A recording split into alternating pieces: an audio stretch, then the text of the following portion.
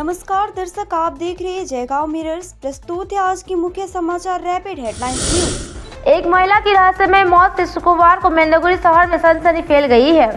ये घटना मेंदुगुरी शहर के वार्ड नंबर 16 के शहीदगंज इलाके में घटी है। महिला को लहूलुहान हालत में बरामद किया गया।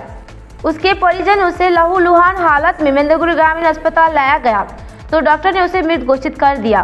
पता चला है कि मृतक महिला का नाम अर्चना दे सरकार 44 वर्षीय था।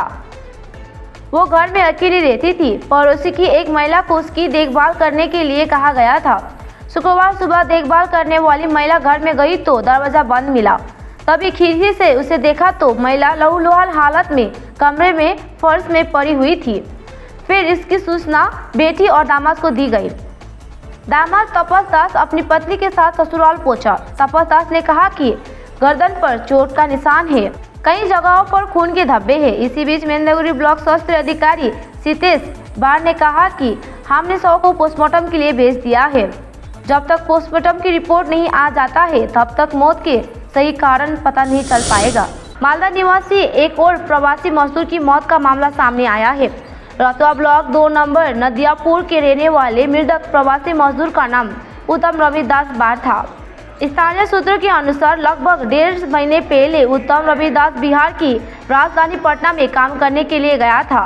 3 दिन पहले बिजली मिस्त्री के रूप में काम करने के दौरान करंट लगने से वो जमीन पर गिर गया था। बाद में उसकी मौत हो गई। अब उसका पार्थिव शरीर घर लाया गया है। रवि की मौत से परिवार वालों का रो रो कर बुरा हाल है। साथ ही पूरे इलाके में मातम छाया हुआ है। आपको बता दें कि मालदा में प्रवासी श्रमिक का ये कोई नया मामला नहीं है। आए दिन मालदा के प्रवासी मजदूरों के दूसरे राज्य में मौत होने के मामले सामने आते रहते हैं।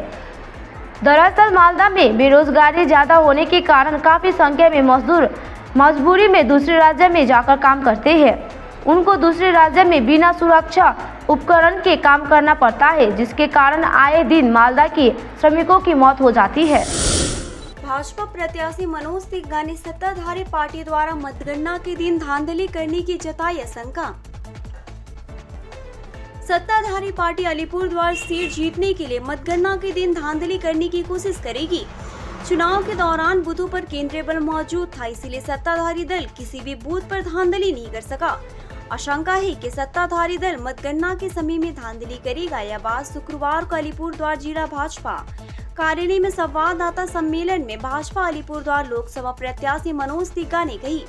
मनोज तिग्गा ने भी शिकायत की कि हाल ही में इस पार्टी के 2 नेता कोलकाता गए थे और वहां से भारी मात्रा में पैसा सिलीगुड़ी के एक व्यापारी के पास आया था और उस पैसे को पुलिस मंगलवार को अलीपुरद्वार ले आई थी और उस पैसे का इस्तेमाल गिनती के दौरान धांधली के लिए किया जाएगा। मनोज तिग्गा ने आरोप लगाया कि इस पैसे का इस्तेमाल मतगणना अधिकारियों को खरीदने में किया जा सकता है। सिलीगुड़ी में चल रही पेयजल समस्या को लेकर आज भाजपा की तरफ से रैली निकालकर नगर निगम के सामने जोरदार तरीके से विरोध प्रदर्शन किया जा रहा है। इसको लेकर नगर निगम के सामने काफी उत्तेजना देखने को मिल रही है। छत को बनाया बगिया, एक दंपति घर के छत पर ही उगा रहे हैं सैकड़ों कमल के फूल। बाग तो अपने कई देखे होंगे, लेकिन क्या मकान की छत पर बगीचा देखा है? जलपाईगुड़ी शहर आनंदपाड़ा में एक पर्यावरण प्रेमी दंपति है जिन्होंने घर की छत पर कमल के फूल सहित अन्य पौधों को लगाया है। कमल तालाब में उगते हैं, लेकिन जलपाईगुड़ी में इस दंपति ने घर की छत को एक तरह का तालाब बना लिया है। गमलों में कमल के फूल और फलों की खेती की है। हम सभी जानते हैं कि जलाशयों, तालाबों, पोखरों की संख्या धीरे धीरे कम होती जा रही है। जलाशयों, तालाबों में प्रतिदिन भरा जा रहा है। कहा जा सकता है कि जलपाईगुड़ी शहर अब लगभग तालाबों से खाली हो चुका है। इसीलिए जलपाईगुड़ी शहर के तालाब में तैरते गोल पत्तों वाले कमलों का मनमोहक दृश्य अब ज्यादा ही नहीं दिखाई देता है। जलपाईगुड़ी शहर की इस जोड़ी ने शहर के आनंदपाड़ा में अपने घर की अटारी छत पर कमल का पौधा लगाया है। सुनकर यह देखकर आप भी हैरान हो जाएंगे। घटना दुर्लभ है लेकिन सत्य है। Jalpaiguri Kadamtala higher secondary school की शारीरिक शिक्षा शिक्षिका प्रभा सरकार और उनके पति ने अपने पति के अकेले प्रयास से अपने घर की छत पर जल कमल की खेती की है। पानी से भरे विशाल बर्तनों में गोल पत्तियों वाले जब कमल खूबसूरती से उग रहे हैं।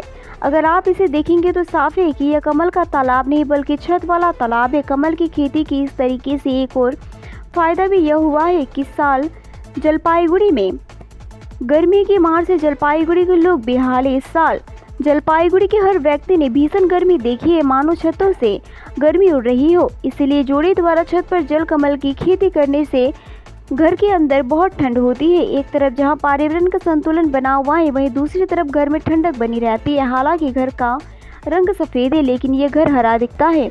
इस दुर्लभ दृश्य को देखने के लिए आस पड़ोस के कई लोग सरकार दंपति के घर आते रहते हैं।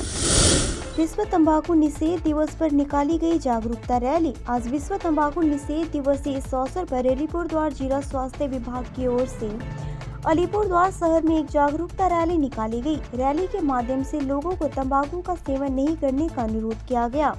रैली जिला मुख्य स्वास्थ्य अधिकारी कार्यालय से शुरू हुई और अलीपुरद्वार शहर के विभिन्न इलाकों की परिक्रमा की। रैली में स्वास्थ्य कर्मियों के अलावा विभिन्न संगठनों के सदस्य और आम लोग भी शामिल हुए। स्वास्थ्य विभाग के अधिकारियों ने कहा कि तंबाकू स्वास्थ्य के लिए काफी हानिकारक होता है और इसके सेवन से कैंसर सहित कई प्रकार के रोग होते हैं। जरूरत है कि जल्द से जल्द तंबाकू सेवन बंद कर दे ताकि वे तंबाकू के कारण होने वाली विभिन्न बीमारियों से बच सके। उन्होंने बताया कि प्रत्येक वर्ष करोड़ों की संख्या में लोग तंबाकू के सेवन के कारण कैंसर और टीबी जैसी बीमारियों से शिकार होते हैं। इसी को ध्यान में रखकर यह जागरूकता रैली निकाली गई ताकि लोग तंबाकू का सेवन बंद कर सके। पल पल की खबरों के लिए देखते रहिए जयगांव मिरर्स, सच्चाई का आईना।